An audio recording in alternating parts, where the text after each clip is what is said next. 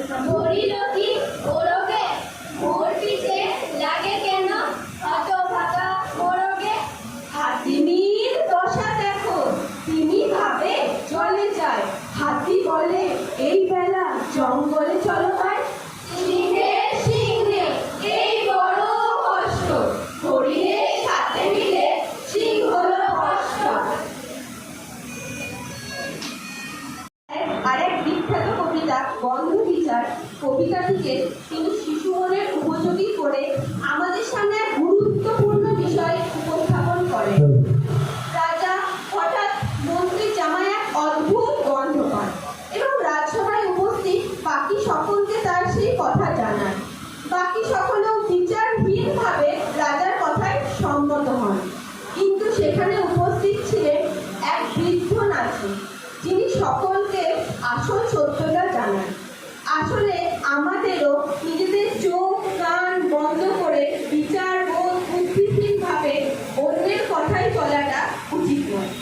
আজ আমাদের নিবেদন কবি সুকুমার রায়ের আরেক বিখ্যাত কবিতা গন্ধ।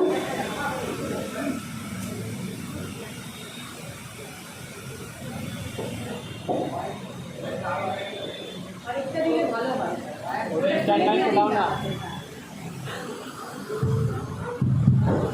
এদিকে আসো।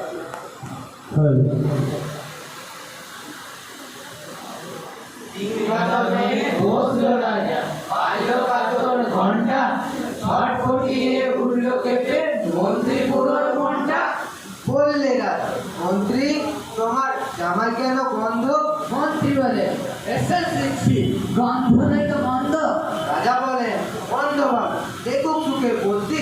বুদ্ধি বলে, খাচ্ছি, আমার নাকে বেজায় হলো সর্দি। রাজা হাঁকে, বলাও তো রামনারায়ণ পাত্র। মাত্র বলে, রশ্মি নিলাম এক্ষুনি মাত্র, রশ্মি দিয়ে বন্ধ চেনা, বন্ধ কোথায় ঢুকবে? রাজা বলে, ওটা তবে এগিয়ে তো সুখতে। কোটাল বলে, পান খেয়ে মশলা পায়ে পড়বো, বন্ধে তাই বন্ধ আমার এবারে ভরপুর। রাজা বলেন, আসুক তবে ফের পালোয়ান ভীম সিং। ভীম বলে, আজ করছে আমার সমস্ত গায়ে ঝিমঝিম, রাত্রি আমার বোখার হইল, বলছি হুজুর ঠিক পার। বলেছিল রাষ্ট্রবাদে চক্ষু বুঝে চিৎপাত। রাজার সালা চন্দ্রকেতু তারে ধরে চেষ্টা। বলল রাজা, তুমি না হয় করো না ভাই চেষ্টা। চন্দ্র বলে, মারতে চাও টাকাও না কো জল্লাদ, বন্ধ সুখে মরতে হবে, এ আবার কি আল্লাহ? ছিল হাজির বৃদ্ধ নাজি, বয়স পিতার 90, ভাবলো মনে ভয় কেন, একদিন তো মরবই। সাহস করে বললে বুড়ো, মিথ্যে সবাই বকছি, করতে পারি হুকুম করে, এবং পেলে বকছি। রাজা বলেন, 1000 টাকা ইনাম পাবে 14। তাই না শুনে উৎসাহতে উঠল বুড়োর মধ্য। লামার পরে নামতে গিয়ে শুকলো কত গন্ধ। রইল অটল দেখল লোকে বিস্ময়ে বাক বন্ধ। রাজ্য হলো জয় জয়কার, বাজলো কাসর ঘন্টা, ভাবতে